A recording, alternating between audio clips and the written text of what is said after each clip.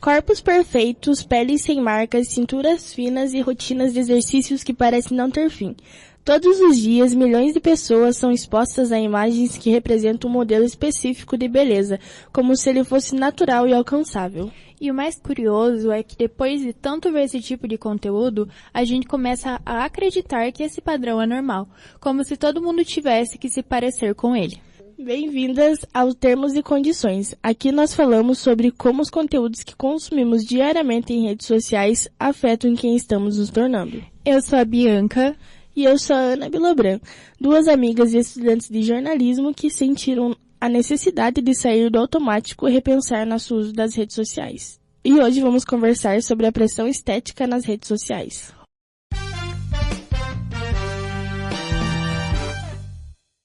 Uma cobrança que aparece nas telas, nas propagandas, nas conversas do dia a dia, impactando principalmente mulheres e jovens. Mais do que uma questão de aparência, ela tem efeitos na autoestima, na saúde mental e na forma como as pessoas enxergam o próprio corpo. Eu tenho que não é natural meu. Minha boca é preenchimento. Minhas sobrancelhas são micro. O meu queixo é preenchimento. O cabelo é mega hair. Meu olho é extensão. O meu nariz é rino. Obviamente, eu tenho luzes, tenho botox em toda essa região. Tem progressiva no meu cabelo. Eu tenho lipo e preenchimento de glúteo. São no totais 2 lipos, tá? E preenchimento de glúteo só uma vez. Mastopexia com silicone. Os meus dentes são clareamento. Já fiz uma lixada no dente, porque meu dente era cheio de ondinhas. Ficou assim. Mas o que acontece quando esse padrão de beleza deixa de ser uma referência e passa a virar uma cobrança? Quando a busca por aceitação começa a gerar insegurança, comparação e sofrimento. Essa realidade é mais comum do que parece. O relatório Padrões de Beleza e Bem-Estar de 2025 aponta que 42% dos brasileiros já enfrentaram problemas de saúde mental relacionados à aparência e à baixa autoestima. A pressão estética não é algo novo. Ao longo da história, diferentes sociedades criaram padrões de beleza e definiram quais corpos eram os mais valorizados. Mas existe uma diferença importante. Se antes esses padrões eram divulgados pela televisão, pelas revistas e pela publicidade, hoje eles estão presentes o tempo todo na palma da nossa mão. E nas redes sociais, essa lógica ganhou uma nova força. A magreza, por exemplo, passou a ser associada a ideias de sucesso, disciplina e felicidade. Enquanto isso, corpos que fogem desse padrão continuam sendo julgados, questionados e muitas vezes excluídos. Quanto mais magra eu tava, mais campanha eu fechava.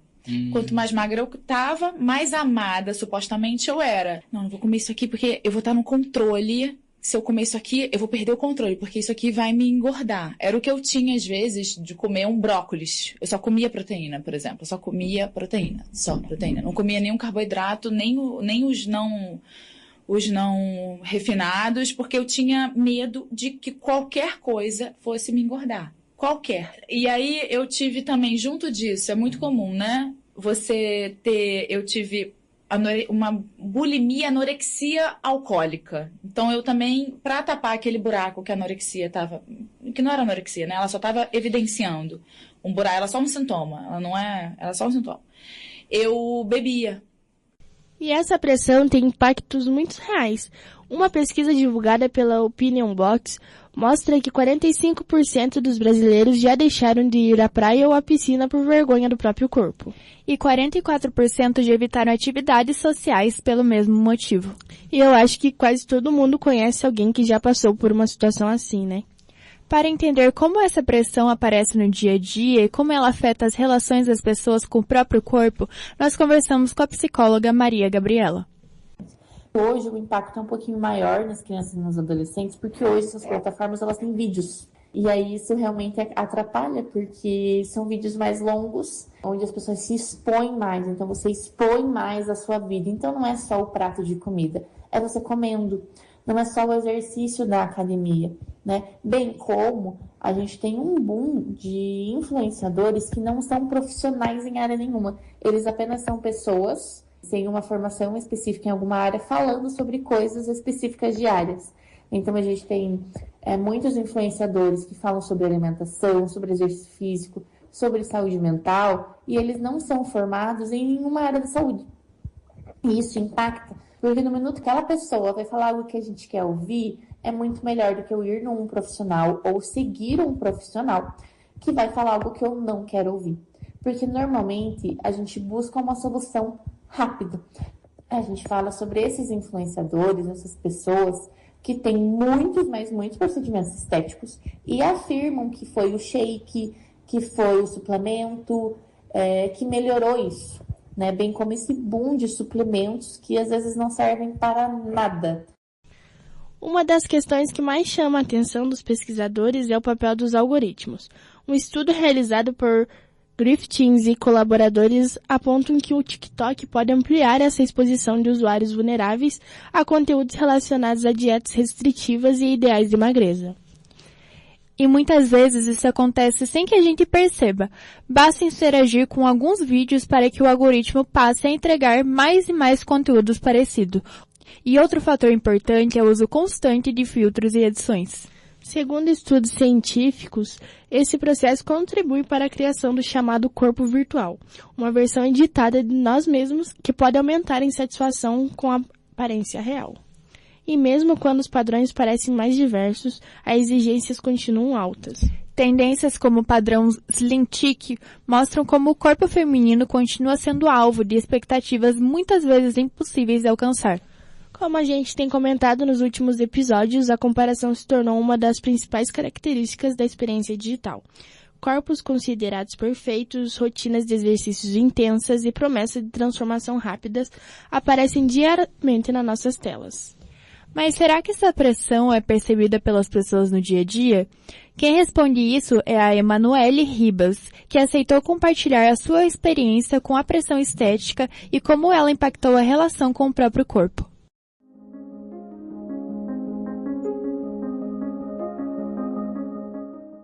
Eu já me senti pressionada a mudar minha aparência para me encaixar nos padrões de beleza que vejo nas redes sociais. Muitas das vezes, já comparei meu corpo, meu rosto ou até mesmo meu jeito de vestir com as das outras pessoas. Acabei me sentindo sempre insuficiente.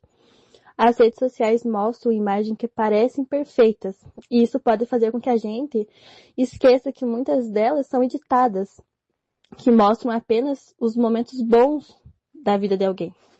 Essa influência acabou afetando minha forma de enxergar a minha própria aparência. Em algum dos momentos eu sempre me sentia insegura, em questão de tirar foto, participar de eventos, ou até mesmo usar algumas roupas, por achar que estava dentro do padrão considerado bonito. Já deixei de aproveitar momentos muito importantes por medo de julgamento das pessoas, por não me sentir confortável, comigo mesma. Com o tempo, percebi que beleza não deve ser definida por padrões impostos pela internet. Cada pessoa, tem suas características únicas. E aprender a valorizar.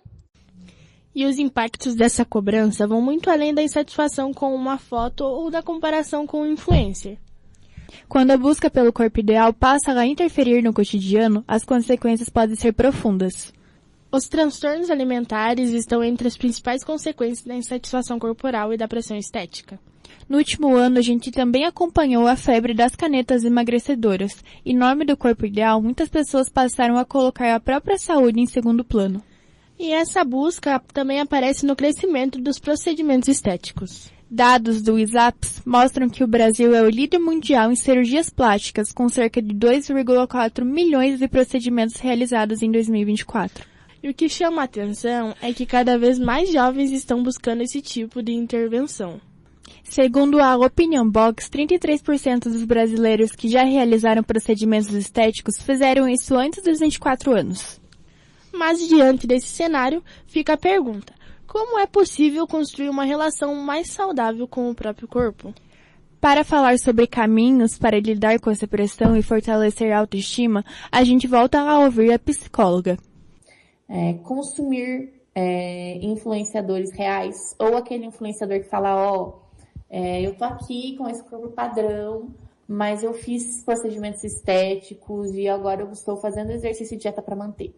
Porque se a gente acompanha aquele influenciador, aquela influenciadora que tem aquele corpo perfeito, idealizado, e ele traz soluções fáceis que nem ele usou, a gente vai novamente reforçar que a gente não consegue. E aí isso vai ficando cada vez mais difícil. É como se a gente fosse colocando mais peso para fazer as coisas.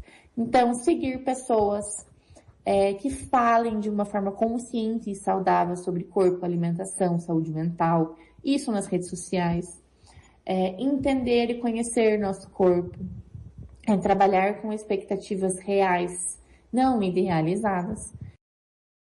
Então, a gente começa sempre devagar, com pequenos passos. Subir uma escada, a gente sobe um degrau de cada vez.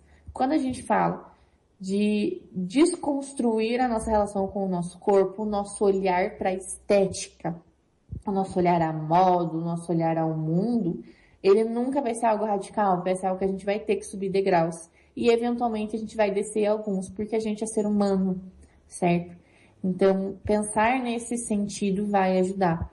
Isso mostra que as mesmas plataformas que às vezes reforçam a comparação também pode ser um espaço de acolhimento, informação e mudança. Ao longo desse episódio, a gente viu que a pressão estética não está apenas nos espelhos. Ela está nas telas, nas propagandas, nas expectativas que aprendemos a carregar desde muito cedo. Questionar esses padrões não significa abandonar o cuidado com a aparência.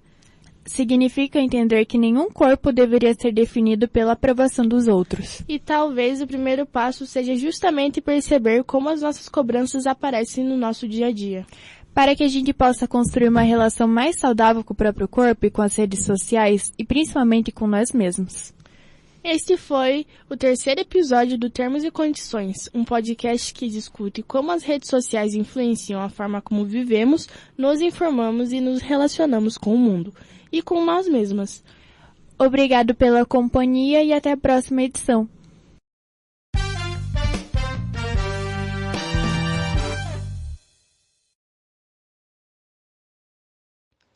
Créditos dos conteúdos audiovisuais utilizados nesse episódio. Trecho da entrevista de Mariana Goldfarb ao Lowcast em um vídeo publicado pela revista Quem. E o vídeo da Gabriela Jacinto publicado em seu perfil oficial nas redes sociais. Os materiais foram utilizados exclusivamente para fins jornalísticos e educativos.